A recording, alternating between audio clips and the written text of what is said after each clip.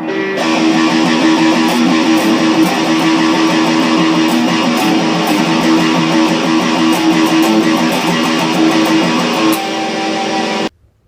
and welcome to the Geek Legion of Doom. This is a TV review.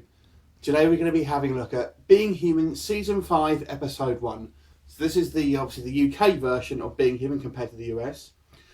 So this is the first season where there is a completely new cast compared to the original sort of previous series, which I'll come on to a little bit later. But basically, it starts with a recap of what happened last season. Obviously, we've been introduced to Hal and Alex, who's the new vampire and ghost. And you start off with Hal essentially tied up in a chair, obviously sometime after the last episode where he's kind of had to sort of go through a cold turkey with the blood loss. Now, before we get into the meat and bones of the episode, I'll just have a look at the actual characters. So you have a ghost, a vampire and a werewolf all living under the same roof, and they're obviously, as I mentioned previously, they're an entirely different cast compared to when the series first started. Now, a lot of times when that happens, you may say that the program has jumped the shark or is kind of not as good, but I'd have to say this is equally, if not in some regards, better than the original series.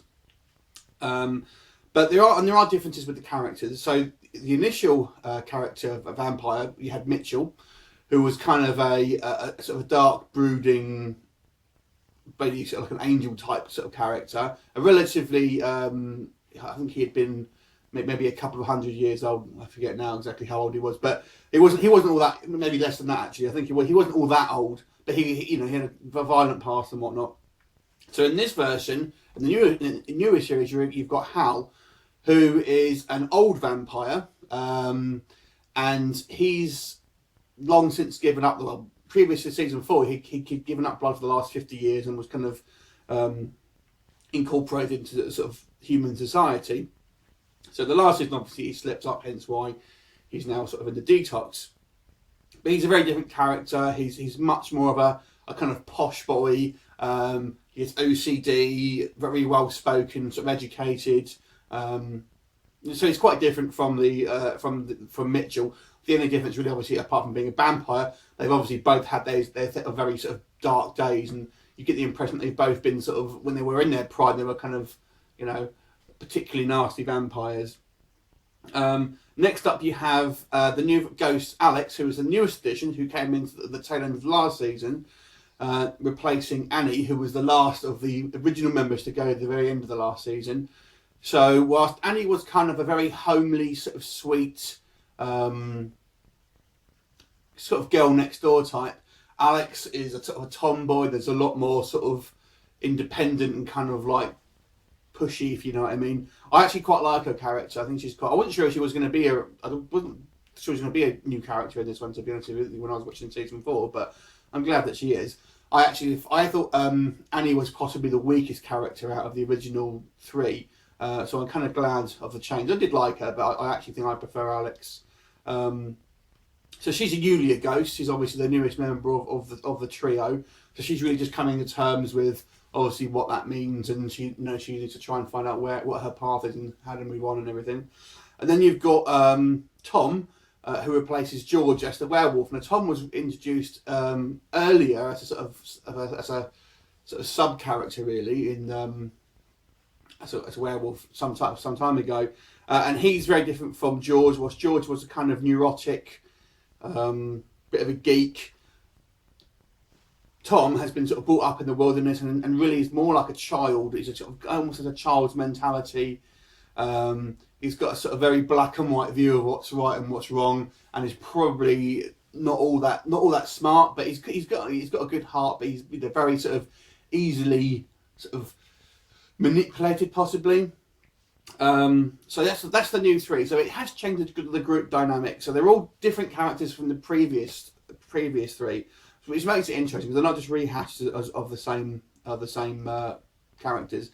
So I have to say this episode had a lot of content actually packed in. There was a lot, there's a lot of things that happens in the episode. So you also got a lot of flashbacks in this one. And I quite enjoyed the flashbacks. I'm normally not a big fan of flashbacks on stories. I think it takes you out But this one actually, it shows you how when he was leader of vampires, in a couple of hundred years ago, and essentially he makes a pact with the then leader of the werewolves, who's a female. I forget the character's name, but she's a female leader of the werewolves. And there's some great chemistry. There's kind of like a little bit of mutual attraction almost, and a kind of respect for each other. And essentially they sort of come to an understanding of they've been fighting each other, and they sort of a mutual understanding of there's obviously a third party manipulating the conflict for their own ends. So you come back to the flashbacks a few times throughout the episode, but in the actual modern times, the story really centres on a guy called Cram, who is kind of like works in an office, a bit of a loser.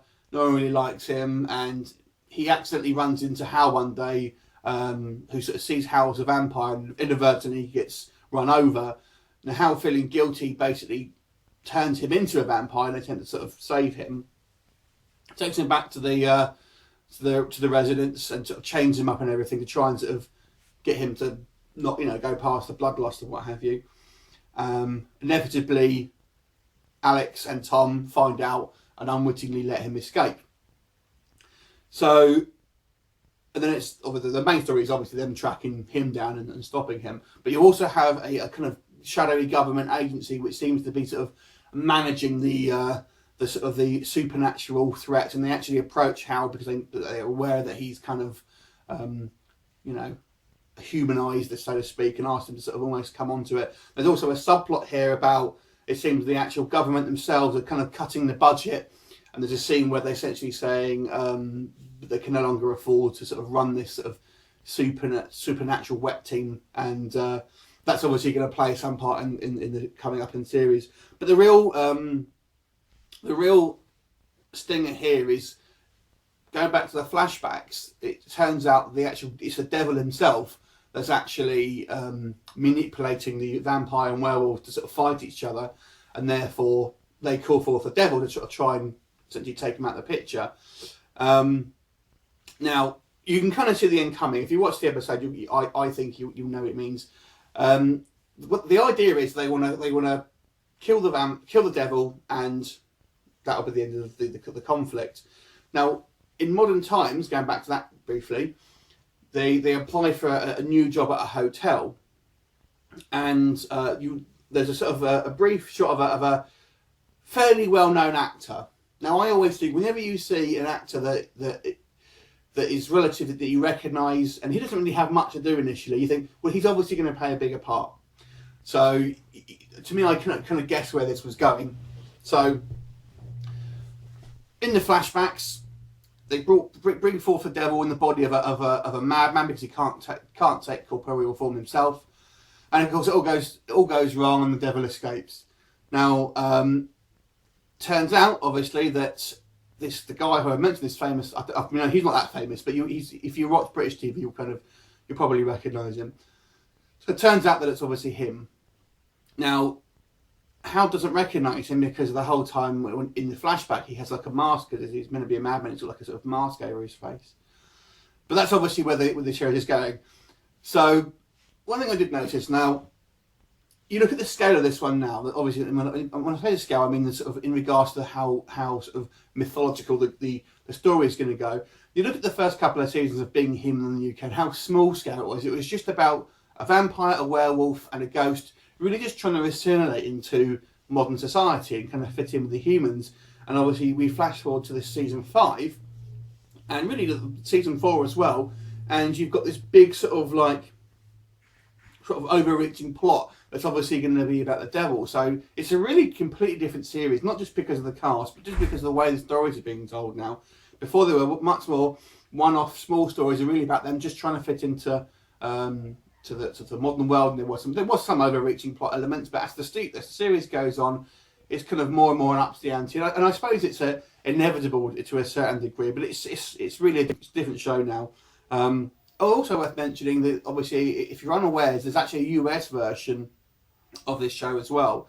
And interestingly, the first season was quite similar to the UK first season, but from there they kind of gone off in a different direction, and there are some differences between the two series.